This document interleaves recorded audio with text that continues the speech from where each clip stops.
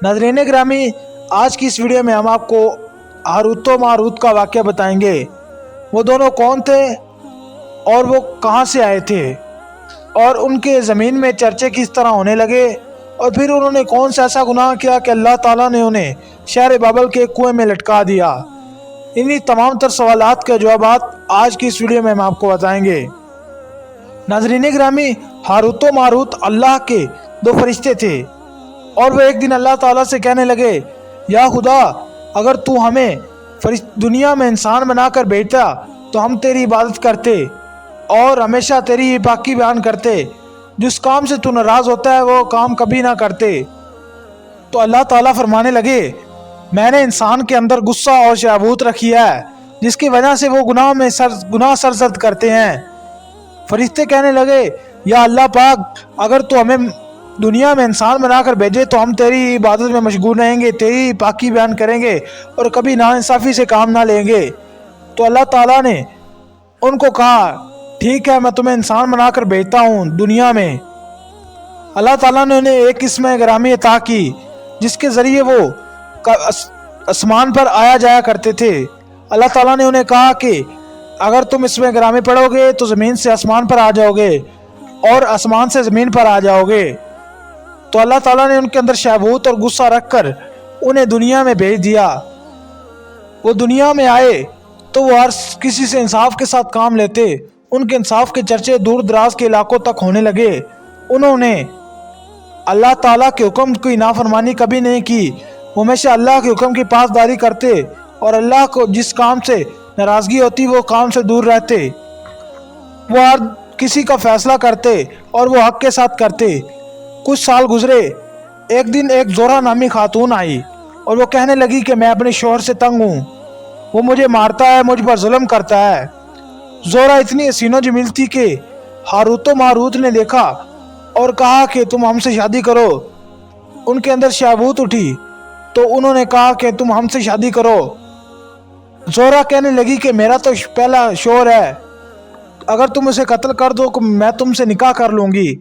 Harut و ماروت کہنے لگے، ہم تو ایسا کام نہیں کریں گے کیونکہ قتل کرنا بہت بڑا گناہ ہے۔ تو پھر زورا نے کہا کہ اگر تم سور کا گوشت کھا لو تو میں تم سے نکاح کروں گی۔ انہوں نے کہا، وہ اللہ اس سے منع فرماتے، اللہ ناراض ہو جائے گا، ہم ایسا کام نہیں کریں گے۔ اس نے کہا، ٹھیک ہے، پھر مجھے اسم گرامی بتا دو تو میں تم سے نکاح کر لوں گی۔ لیکن انہوں نے کہا، اگر ہم ایسا کریں گے تو ہمیں اسم گرامی بھول جائے گی اور ہم زمین و آسمان میں آ نہ جا سکیں گے۔ وہ چلی گئی۔ کچھ دن بعد پھر آئی۔ اس نے کہا، اگر وہ تم سارے کام نہیں کر سکتے تو ایک چھوٹا سا کام کر لو، شراب پی لو، میں تمہارے ساتھ نکاح کر لوں گی۔ تو انہوں نے کہا، چلو، وہ تو سب بڑے گناہ ہیں، شراب پینا چھوٹا گناہ ہے، اللہ تعالیٰ معاف کر دے گا۔ انہوں نے شراب پی اور وہ شراب کے نشے میں مست ہو گئے۔ اب اللہ تعالیٰ ان کا امتحان لینا چاہ رہا تھا، تو اس نے شراب کے نشے میں اس کے شوہر کو بھی قتل کر دیا، سور کا گوشت بھی کھا لیا اور اسم گرامی بھی بتا دی۔ اور وہ عورت زورا جو اسم گرامی پڑھ کر آسمان میں چلی گئی۔ جب ان کو ہوش آیا تو وہ بہت پریشان ہونے لگے اور رونے لگے۔ پھر وقت بادشاہ حضرت سلیمان علیہ السلام کا دور تھا، تو حضرت سلیمان علیہ السلام کے پاس گئے اور سارا معاملہ ان کو بتایا۔ حضرت سلیمان علیہ السلام پر اللہ تعالیٰ نے وحی نازل کی، ان کے پاس اور کوئی راستہ نہیں، انہوں نے مجھے ناراض کیا ہے تو انہیں سزا ملے گی۔ ان کے پاس ایک موقع ہے، اگر چاہیں تو دنیاوی سزا حاصل کر لیں، چاہیں تو آخرت والے دن کی سزا حاصل کر لیں۔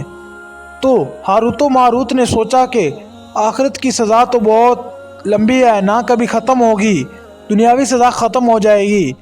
تو اللہ تعالیٰ نے ان کو دنیاوی سزا دی، انہیں شہر بابل کے ایک کنویں میں قید کر دیا، اور اس کنویں میں کہتے ہیں کہ دنیا کا سارا دھواں جاتا ہے۔